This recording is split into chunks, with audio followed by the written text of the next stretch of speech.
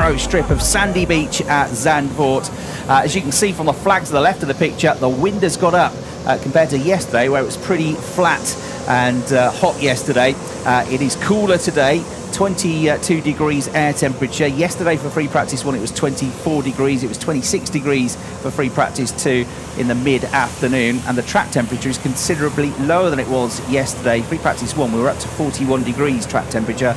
It was a bit cooler in the afternoon, the track temperature. Now it's just 21.5 degrees. I wonder if that wind that's picked up might, as you get here at Zandvoort, sometimes blow some of the sand onto the track. We've certainly seen quite a few drivers going off the road in the previous Porsche session, qualifying for the Porsche Benelux, or 2 or 3 or 4 cars go off at the first corner at turn 1, Tarzan. So we'll see what the lap times are like. This circuit then, first built and used as a racetrack in 1939. It was a street race here originally. Then they took some of the roads, turned it into a permanent circuit in 1948. The track designed by a racing driver who competed and won at Le Mans with Bentley, Sydney Charles Horton Davis. It's a proper driver's track. It's undulating. There are various banked corners. There's only really a couple of corners that you would say are level and flat, and even they have a slight incline or decline. You're going up and downhill. It's a roller coaster ride. You have to hang on to the car, you have to be brave, and you have to be precise around here. You need a balanced car because there's a good mix of slow, medium and fast corners.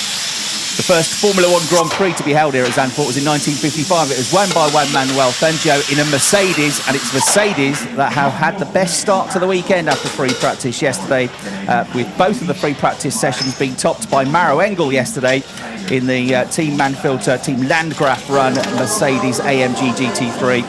His best time in free practice 1 was a 1 minute 34.049, but in free practice 2 we had 10 drivers underneath the 134 bracket. 133.5 was the quickest time in free practice 2 yesterday, and that was set by Maro Engel as well. And that second practice session, the quicker one, good news for fans of Marco Wittmann, the 18-time DTM race winner, because he was second quickest in the Project 1 BMW, which struggled, which didn't get into the points in the first weekend at Oschersleben. So he was second quickest yesterday, and only 60 thousandths of a second away from Maro Engel's time. And Kelvin van der Linde in the Abt Sportsline Audi, who's been a winner here in the past, not in DTM, but in other categories, was third quickest yesterday. Mirko Bortolotti in the SSR Performance Porsche, Lamborghini rather, was fourth. SSR Performance going from Porsches to Lamborghinis this year. And then Sheldon van der Linde had a pretty good day yesterday. He was fifth quickest, with Lauren Heinrich rounding out the top 6.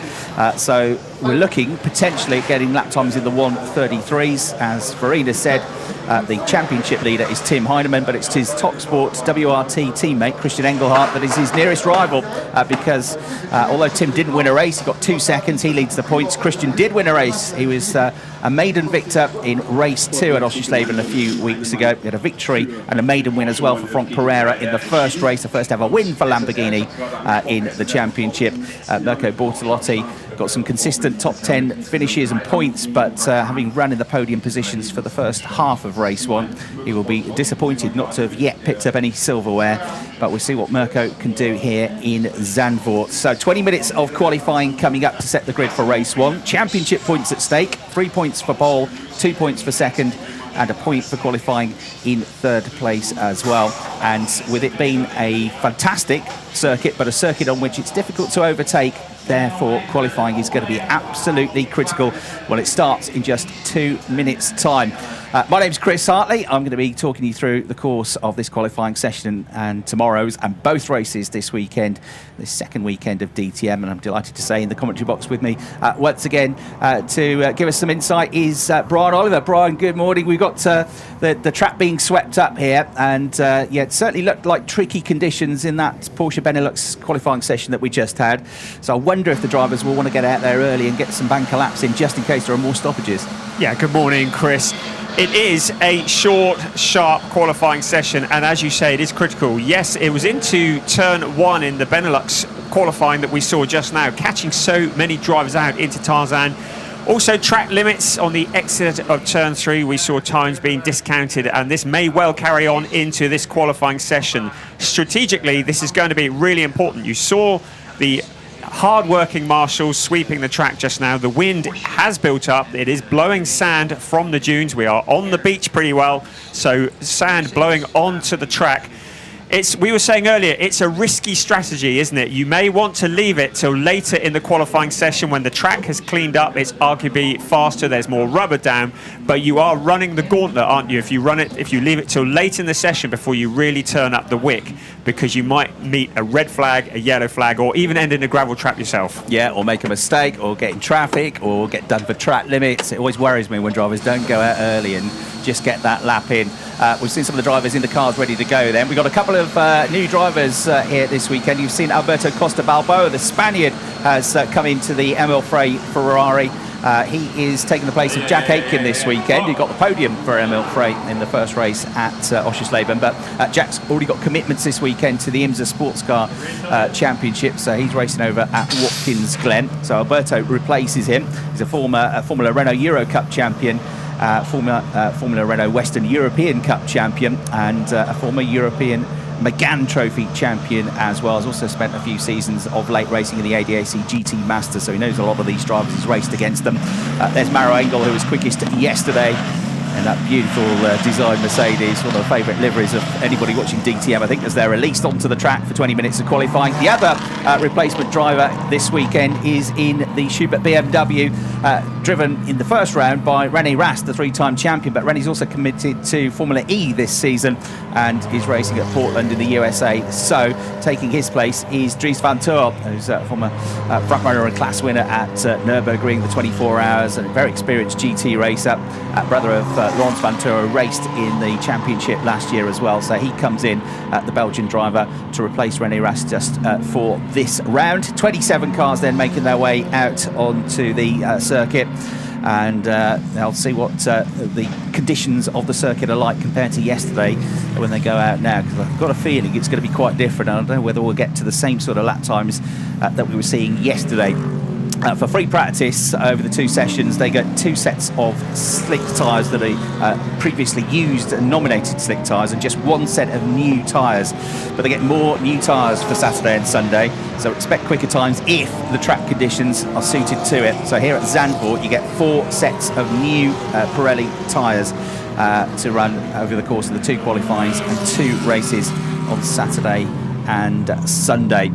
So this circuit, absolutely wonderful. Brian ran around it last night. I wasn't quite so fit as him, so I cycled around. It was great fun, and you really, I mean, you can see it on the TV pictures, but until you go around the track, like the banking here, you can see it's banked on the TV pictures, but when you're actually on the track yourself, you get a real sense of just how steep it is, don't you, there and at turn 14. I was running around turn 3. I was pushing hard, trying to get high up the banking, and gravity was pushing me down, and I couldn't even make it to the top running. It's that steep. It really is phenomenal. You have to see it to believe it. It's like a wall of death, isn't it? It is the wall of death. But the other thing we were commenting about is there are very few corners here that aren't banked. You have the Luijendijk turn 14, which is the famous one, which effectively extends the pit straight because the drivers are able to take it so much quicker going onto the pit straight. You have turn 3, which is 19 degrees, but a number of the other corners, including turn 1, Tarzan, properly banked, and you don't really see that with television pictures. No. I was surprised of turn 12 out of Hans Ernst. That's another one that's really banked. There is still really, I think, only one main overtaking opportunity here, and that's into Tarzan, in my opinion. This is turn 12 you're talking about. So it's the second part of the chicane. This left-hander, you can see it drops there, but you don't really get a sense of it from those TV pictures as the camera's up high above the circuit. When you're low down, when you're on it, and imagine when you sat in a race car, almost sat on the floor, it is a very steep drop away there. So that means the balance of the car has to be good. The front axle has to work and be committed to turning the car into these long corners. The back of the car has to sit there so you can get the throttle early as well. There's the banking. It takes a long way, gradually sort of flattens out, but it's coming quite a long way onto the straight, maybe 70 or 80 metres before you're actually out of that banking. and it really is high when you're up against the wall. There were some chaps up there last night putting up the DECRA advertising banning, and they were hanging onto the wall so they didn't drop all the way down the circuit. It's like a precarious position to be in. So Tim Heinemann, the driver's leader of the championship, the rookie, one of the rookie drivers we've got out there, two-time DTM trophy champion. He got 2 second-place finishes. He was the only driver at Oschersleben the opening weekend to finish on the podium on both races. He's got 42 points. Christian Engelhardt, his teammate, won race 2 and has got 32 points.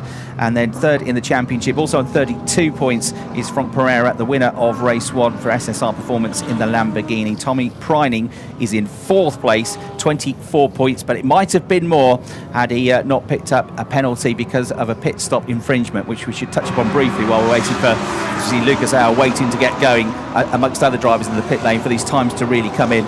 We should mention this. Thomas Preining had to serve a long lap penalty when he was in a winning position, really a comfortable winning position in race 2 at Oschersleben, and we were struggling to see exactly what the reason for his penalty was. Even on replays of the pit stop, it turned out that before he came into the pits, one of the mechanics had noticed that he'd got his overalls not quite done up properly, so he put one of the wheels down on the tarmac and briefly did his overalls up, got the tyre back up. But the rule is, or the rule was, when you come out of the garage and into the pit lane, you have to hold the tyres up off the floor. You're not allowed to put them down, even though he was sort of garage side of the pit lane. He wasn't in the fast lane. The pit stop hadn't commenced at that point. So that was the reason. Then there was effectively what was worth a 5-second penalty as he came through into the penalty box for Thomas Preining. He dropped him from 1st to 3rd, and he was absolutely devastated with that result, even though it was a great day for Porsche with a historic 1, 2, 3, 4 finish in race 2. They've tweaked the rules since then. Sven Stopper, the race director, has tweaked the rules to say that although you've got to hold on to the tyres, you can put them down now. They've got to be stabilised, but you don't have to hold them in the air, because also when you're holding them up as a mechanic, you've got to pick them up when you come out into the pit lane. You could be waiting 30 or 40 or 50 seconds for the driver to come in and make his stop, and holding these pretty heavy wheels, which is quite tiring for them as well before they've even got to make these very high pressure pit stops. So a slight tweak to the rules there. And the other rule that's being enforced, if you do there's the penalty box that's coming out of turn 12, so you have to go through that at a reduced speed if you've got this penalty. It's something that's been used in ADAC GT Masters for a number of years. It's new to DTM this season. It's better than having to go into the pits and make a drive-through penalty or have a stop-go or anything like that. So it keeps you involved in the race, but it does cost you around about 5 seconds. But you have to serve it pretty quickly. If you get a penalty lap, you can cross the start-finish line once more after you get it, but no more than once more. Then you've got to serve it. As Tommy Preining has gone wide at Tarzan, that was the corner that was catching them out this morning. I didn't see anybody go off there all day yesterday, and I've already seen about 6 cars go off there today. Isn't that just weird? We've had qualifying for various other categories today, including the Formula 1 Academy. I don't know what rubber they are laying down. I don't know if there is something slippery down there, but as you say, I didn't see anybody go off there yesterday in anything, and yet today they're struggling to keep it on the track into Tarzan. Isn't it funny how things change overnight?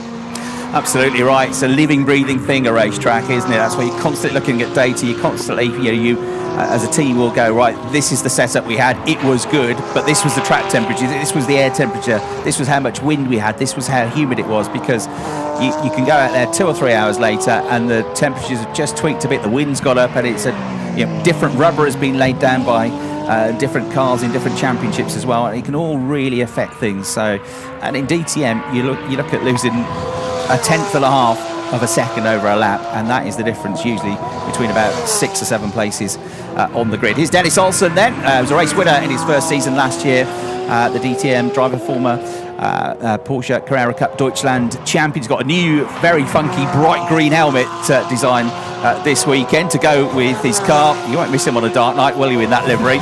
And here is the banking. That gives you a sense of just what it's like through one of the many banked corners here at turn 14. Over the start-finish line goes Dennis Olsen. We've had 3 lap times. None of them have been particularly quick yet, but that's the first one.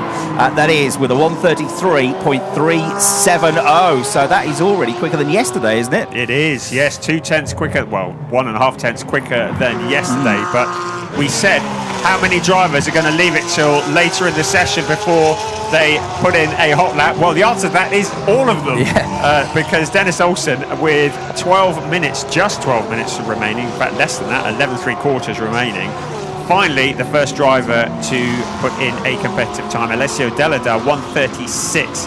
Well, there was 1 second covering the top 23 at the end of free practice yesterday, so I would suggest that Alessio's time is probably not as fast as he is going to be going during this session. But Dennis Olsen, the first one to lay down a marker. Yeah, good effort that from Dennis. So the track conditions are there. Slippy it might be at turn 1, or slippy compared to yesterday, but that's the trigger, isn't it? They're like, oh right, we're going to go now then. The track is all right. It doesn't need mopping up. Dennis has just gone quicker than anybody went all day yesterday. And Olsen set the absolute best first sector on this lap as well. He lost a 10th and a half or so through the middle sector. It's going to be another good lap. I'm not sure it's going to match his previous one, but it's not going to be far away. Depends how this final run through sector 3 goes.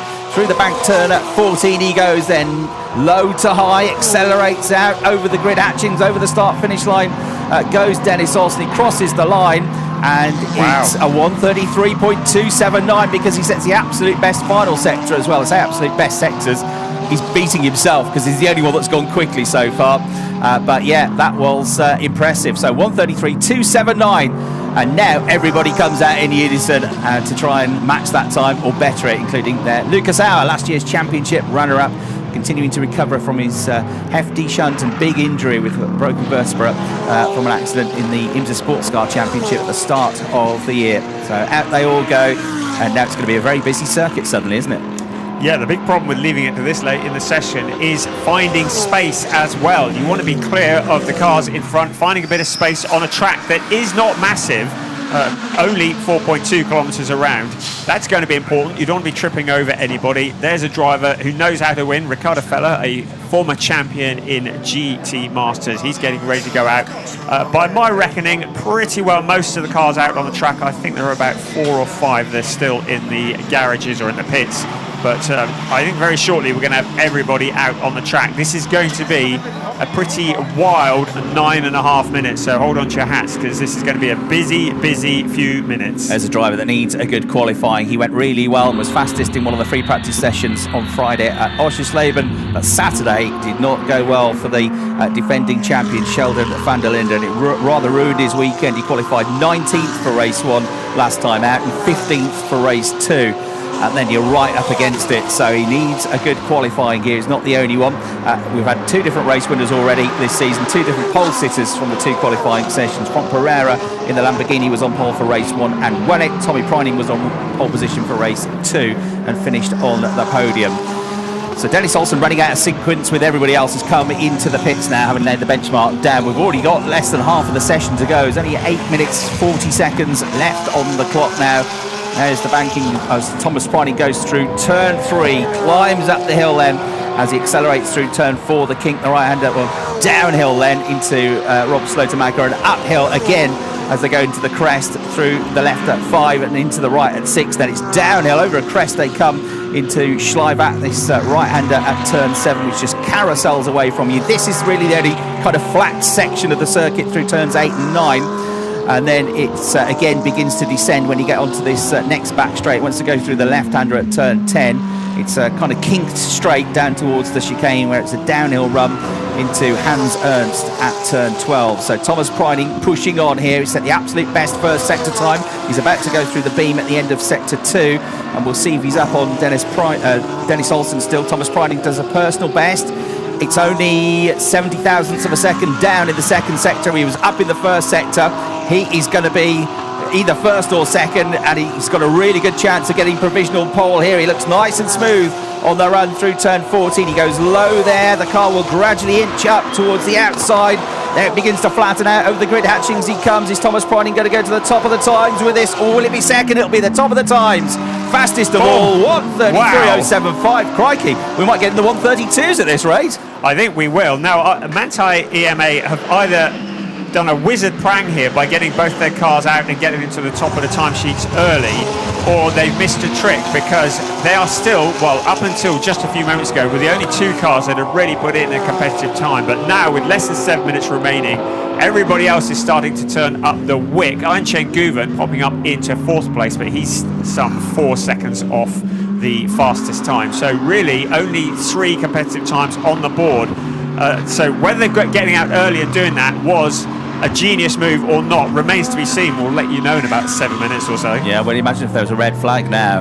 They would be Thomas Breining and Danny Salsa would be laughing, wouldn't they? There's Chen Guven, who is here in his second race of his first full season in the championship. Was a guest driver at Norris Ring last year, but he's racing Thomas Breining's car from last year for Timo Bernhard's team, Bernhard's 75 car, which is on a pretty good run here. He's 5th at the moment, personal best through sector 1 and 2. Overall, he's about 3.5 tenths down at the moment. So it's going to be an improvement, but it should be at least 3rd place this. He might creep onto the front row of the grid if he has an absolute flyer through this last section over the line he's about to go. It'll be an improvement, but where will it be? Top 3, top 2, 3rd place it will be. So 30 goes with a 1 minute 33.453. Nearly 4 tenths of a second away from Thomas Breining's time. But lower down the screen, Sheldon van der Linde in the number 1 BMW has just set the absolute best first sector time. So Sheldon is in the middle of the lap at the moment in the number 1 car, but he is on a charge currently. He's just coming out of turn 10 down the back straight and down towards this corner at the chicane at turn 12. There's Terry Vermeulen, the youngest driver in the field. The Dutch driver has already scored points in the championship, former Porsche Benelux champion. As you ride on board with him, what about Sheldon van der Linde? Personal best through the second sector, couple of tenths down. So Sheldon at the moment, he's going to be hovering around 2nd or 3rd place with this lap, which will be decent, won't it? Yes, and Mauro Engel, another driver who is going quickly, the quickest of anybody in Sector 2. Remember, the Yellow Mamba was quickest in both free practice sessions yesterday. So here comes Engel across the line. Let's say where he stops the clock, 133.180, not quite enough for fastest, but up there provisionally on the front row. Yeah, 2nd place, just a 10th of a second away. Sheldon van der Linde under investigation for blocking, it says.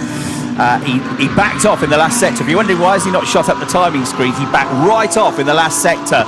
So instead of lapping in 28 seconds, he lapped in 37 seconds. So and there's been some talk on the screen, or the timing screens, about once you get out of the chicane at turn 12, you're not allowed to hold people up if you're backing off to try and get some track space.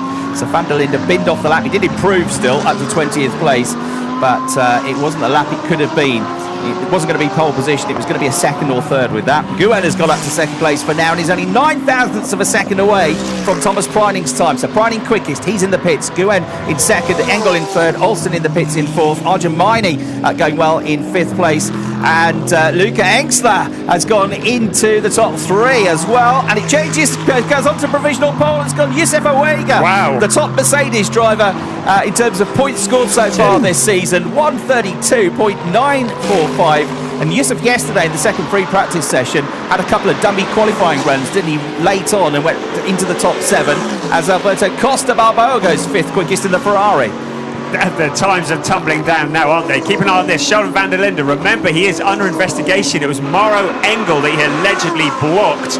These two drivers had a run in at Oschersleben. They did kiss and make up at the end of it, but interesting, the two of them should get together here again. But 2nd is for Sheldon van der Linde, another into the 132s, 132.615. The times are so much quicker than yesterday. It's still Mauro Engel at the top, 132.585. Yeah, Engel going to the top of the times with a new fastest lap just before Sheldon van der Linde crossed the line. So 132.585. Marco Wittmann has come up to 3rd. BMW's 2nd and 3rd after struggling qualifying. That's going to be reported to the stewards, the blocking for Sheldon van der Linde, so that might be looked at after the race. Frank Pereira had a good lap as well. He set the absolute best middle sector, but overall he was a little bit down. So he's 4th place now, but he's 3 tenths down on the fastest lap. There is Frank Pereira, who had a spin up at turn 7 in free practice 1 yesterday, but no harm was done to the Lamborghini. We've got 2.5 minutes just left on the clock as Lucas Stotz flashes the headlights. Get out of the way, he says to the Lamborghini. I'm coming through. I need a good lap here. He's only in 14th place, but he's had a personal best through sector 1, which is within a 10th of a second of the absolute best first sector time. So he's on a run. We've got Preining and Olsen, the only two drivers in the pits here. Everybody else is out on track, flying along. Here's Marco Wittmann, 2014-2016 champion, just making his way through the chicane at turn 12. Hans Ernst, how's he getting on at the moment on this lap? It's looking pretty good for him. He's third at the moment. He's done a personal best through the first sector. He lost out in that middle sector though by about 0.6 of a second, so I don't think he's going to improve on this lap. He's got time for a couple more laps. It's just whether the tyres are going to hold up. Let's see what he does. 1:32.8 is his best. He comes through, he crosses the line, and that's 1:33.2. So yeah, it's half a second down on that lap. Remains in third place.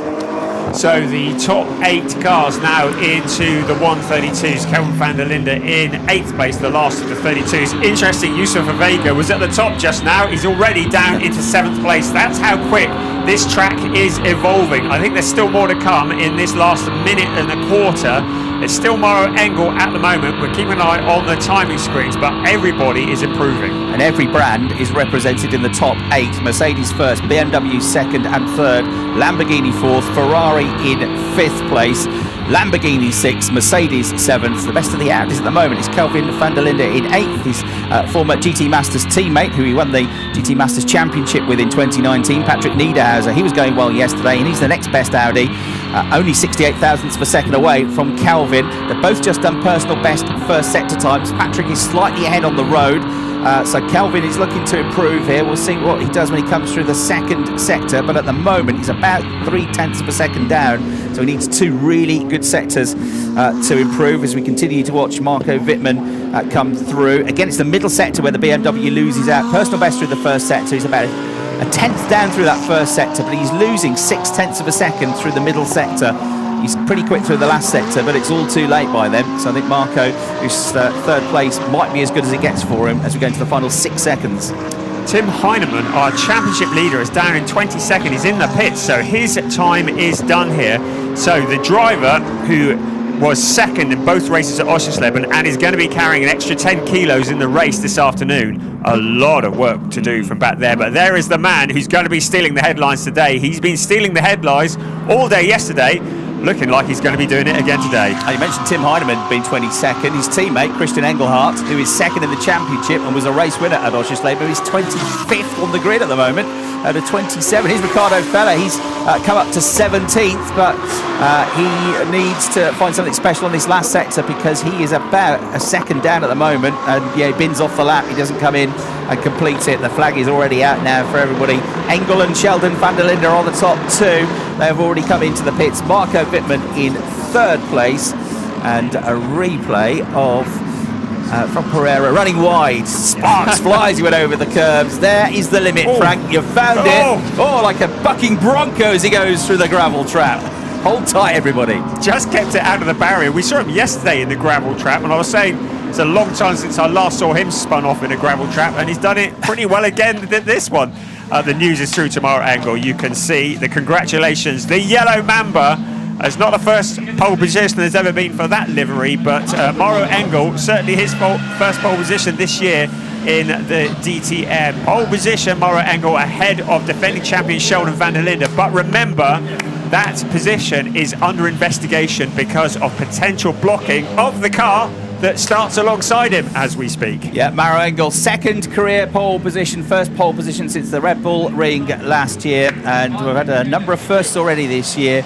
2 maiden DTM victories, maiden victory in DTM for Lamborghini. That's 3 qualifying sessions and 3 different pole sitters we've now had. It's going to be one of those seasons where we're going to get multiple race winners, I reckon. But Mauro Engel achieved something that does not happen very often, because quite often the case, if you're quickest on Friday, it all goes wrong on Saturday morning. But he has now topped the times in every single session. Free practice 1, free practice 2 and free practice 3.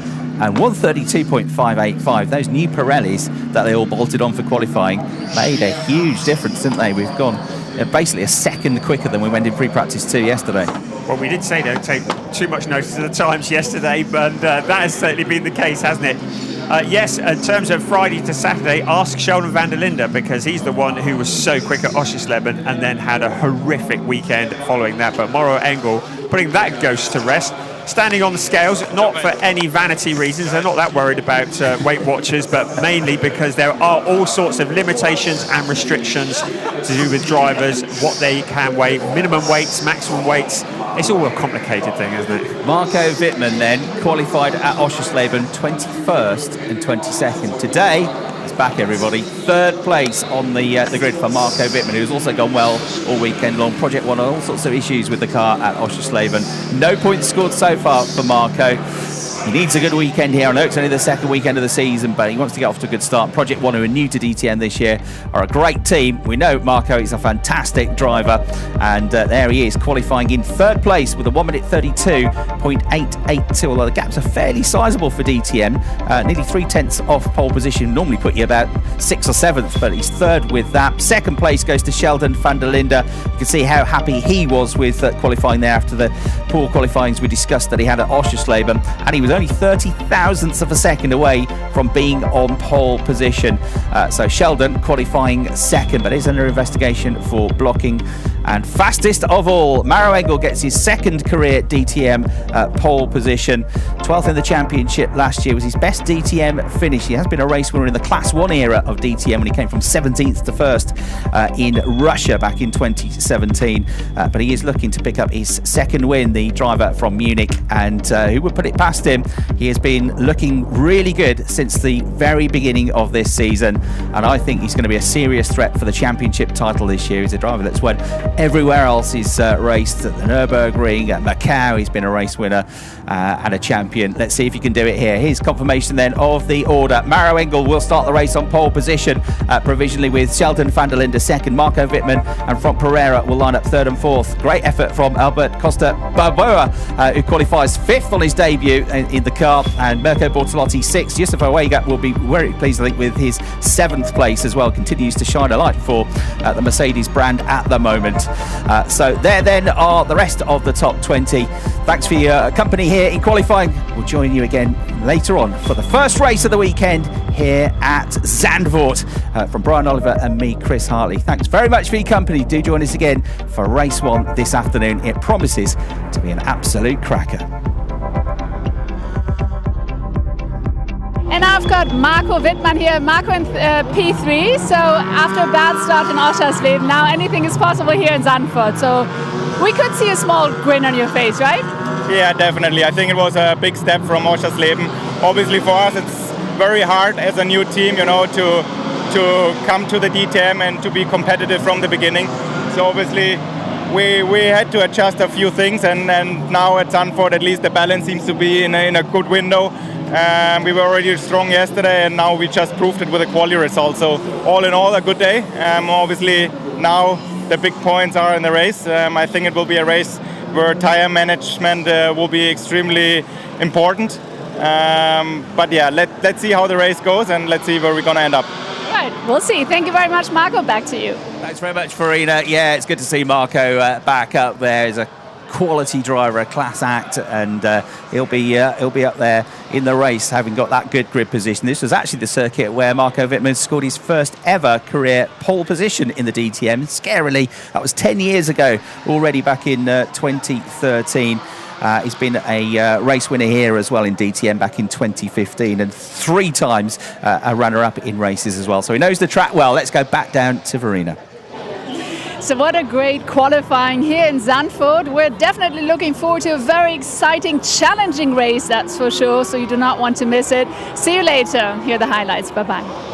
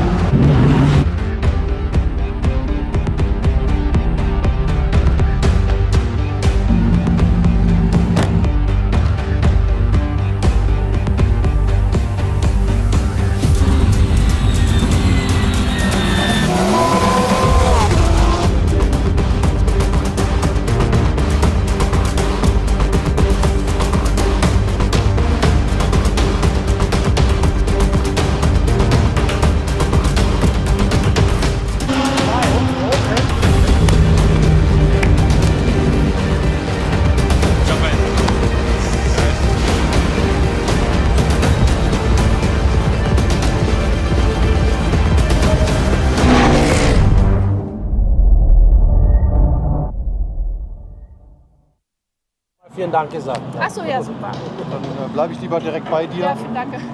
Finde ich gut. Ich habe ja sonst immer keine Handtasche, nix, weißt du. Deshalb immer